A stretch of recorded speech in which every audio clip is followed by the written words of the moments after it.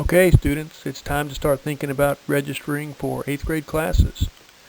You should have there in front of you a registration form and a course selection guide. Please put your name on both of them now. The course selection guide has things in it like the dress code and other information about school. It also describes all of the courses we offer here. If you have a question about one of those courses, you can look it up in your course description guide. Here are the things you'll need to get done this week on the registration form. You'll need to choose an option, whether that's athletics or PE foundations. You'll need to choose some electives, and you'll need to choose some alternates. You will also need to take it home and let your parents look at it, and they will need to sign it as well. 8th graders have some additional elective choices. You'll notice Art 2 and Theater 2. You'll need to get teacher approval to be in one of those. So if you enjoyed Art 1, you can talk to the art teacher about being in Art 2. Same thing with theater. If you enjoyed theater, you can ask your theater teacher if they will approve you for Theater 2. Please keep in mind the teacher can say no. If you didn't do well in the first class, they may not approve you for the second class. Also, aid positions are available. You can only select one of those, and you can only put one as an alternate. These are the courses that count as high school credit. You can choose to take Communication Application, which is a speech course. That course counts as a half elective credit in high school. PE Foundations, if you're not in athletics, you will be in PE Foundations, and you will receive a half PE credit for that. Spanish has always been a credit here. If you take Spanish in 7th and 8th grade, at the end of those 2 years, you receive one foreign language high school credit. If you are in Algebra 1 next year, that is a high school math credit. We also have pre-AP Algebra or pre-AP Geometry, and those are each one high school honors credit. If you are currently in 7th grade Advanced English, you will stay in Advanced English in 8th grade. The math placement decisions will be made a little bit later on as far as who goes into algebra or pre-AP algebra. If you find out you don't qualify for the pre-AP algebra and you want to be in pre-AP algebra, you can attend a waiver meeting, and those dates and times will be announced later. Here are the electives that are for high school credit. You'll see Spanish 1B for 8th grade. Now remember, you have to have taken Spanish in 7th grade in order to sign up for the 8th grade Spanish course. And you have to be in Spanish 2 years to get the one high school Spanish credit.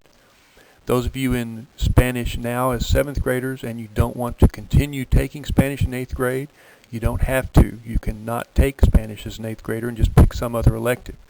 Of course, you won't get the credit, but that's okay if your grades are where you do not want to take Spanish next year. You don't have to. Remember, these high school courses listed here are pass-fail, and they are no high school grade points are awarded. On the back of the form, you'll find some helpful information. In fact, probably if you have a question of any kind, you'll find the answer there somewhere. Also, notice at the top of the form you'll find the 5.5 units of coursework that is required. All of those courses will be figured into your schedule next year.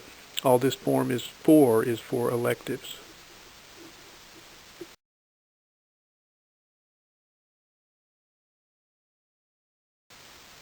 Really, the first thing you need to do is decide whether you're going to be in athletics or PE foundations.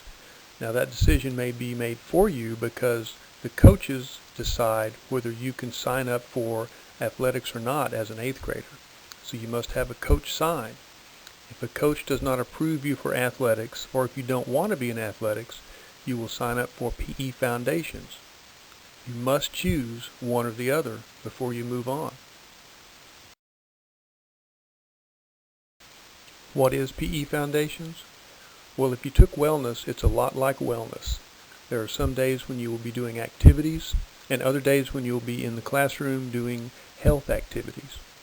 The good news is it is a half high school PE credit. Those of you that are approved for athletics should know that athletics only involves football, volleyball for girls, basketball, track and cross country. You must also have a physical exam on file to participate. Remember, 8th graders, you have to get that signature to be involved. Students who take athletics in high school really don't need this foundations credit we offer here, because if you're in athletics in high school, you'll get credit for that. Okay, before we start looking at electives, remember that if you see a 1 next to a course on the elective choices, that means it lasts all year. If you see a 1/2 next to a course, that means it lasts half a year or a semester. If you're in athletics next year, you'll need to select 1.5 units of elective. Students in PE Foundations next year will get to choose 2 units of elective. You can't repeat any of the half-year electives you've had except for the PE or GT courses. So if you've already taken Art 1, you cannot take it again. Remember that 1 unit of class can be made up of 2 half units. So 2 half-year courses equals 1. When you look at the electives on the bottom, you'll notice that most of them are half-year electives or semester-long electives. The exceptions are Spanish and the music fine arts classes. Those are full year. The rest of them are half-year long. These are the music fine art classes we offer here: orchestra, band, and choir. If you are a beginner, or if you have not ever played an instrument and you would like to start as a beginner, you need to check with either the orchestra or band teacher about that. They may want you to practice over the summer or let you know more about what instrument you could play. If you're interested in choir and have never participated in choir, you can go ahead and sign up. All of the levels will be decided later as to who goes in the more advanced band course or who goes into honor choir. The aid positions are listed here. You can only select one of them, and you can only put one as an alternate. Also keep in mind that we'll be talking to your teachers to make sure that you are a trustworthy person for working in this job. These are the gifted and talented electives that we offer. Now, only students that are in the district's gifted and talented program can sign up for these. If you're already in one of these courses, just go to Mr. Robardo and he will initial this to allow you to be in the courses next year. If you don't know if you're in the GT program and would like to find out, you can talk to Mr. Hoyle or Ms. Ahmed in the counselor's office. Here's an example of how to fill out the form. This person has his name at the top. He has selected athletics, and because of that he has had to go to the coach to get a signature, so there's the coach's signature. As far as electives now, because he's chosen athletics, he needs to select 1.5 units of elective. He selected boys choir and art 2. Boys choir is 1 unit and art 2 is 1/2, so there's 1.5 units. Now art 2 requires a signature from a teacher, so he has gone to the art teacher and gotten the required signature. He's placed 2 alternates down there in case he can't have the courses he wants. He's gotten his parent's signature, has put his signature, and he's finished. Here's another example of how to fill out the form. This student has selected PE Foundations. So because he chose PE Foundations, he needs to select 2 units of elective at the bottom. He has selected band, practical law, and exploring careers. Band is 1 unit, practical law is a half unit, and exploring careers is a half unit. So 1 plus a half plus another half equals 2. He's got 3 alternates at the bottom in case he can't have what he selected. He's gotten his mom's signature, and we have his signature, and he's done. That's all there is to it. At the bottom of this form, I need each of you to put at least 2 alternate electives. What are alternate electives? Those are things that you would want to take if you can't have what you selected. For example, if you selected art and something happens where art is full or you can't have art, what elective would you like to take in its place?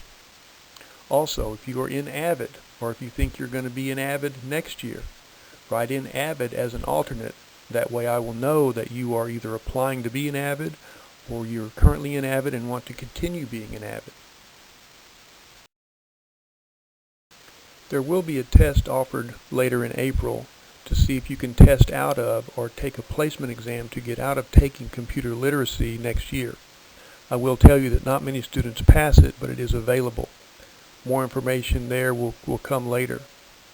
If you're interested in taking computer lit in summer school, write down your first alternate as the course you would like to have replace computer lit. Both you and your parents need to sign down here at the bottom.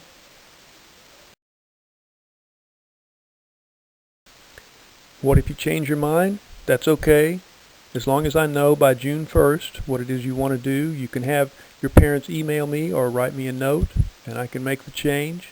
If you think you're moving across town or out of state or wherever, I need you to go ahead and fill this form out anyway. The new school you go to will contact us about what courses to put you in, so I need to have that information for you.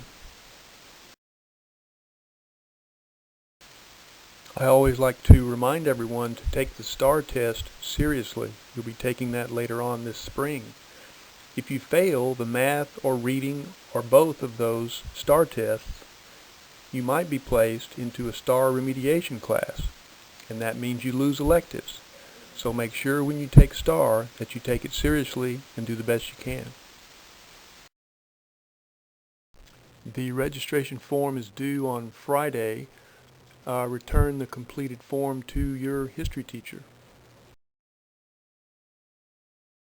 Feel free to check with the counselor's office if you have a question that the teachers can't answer.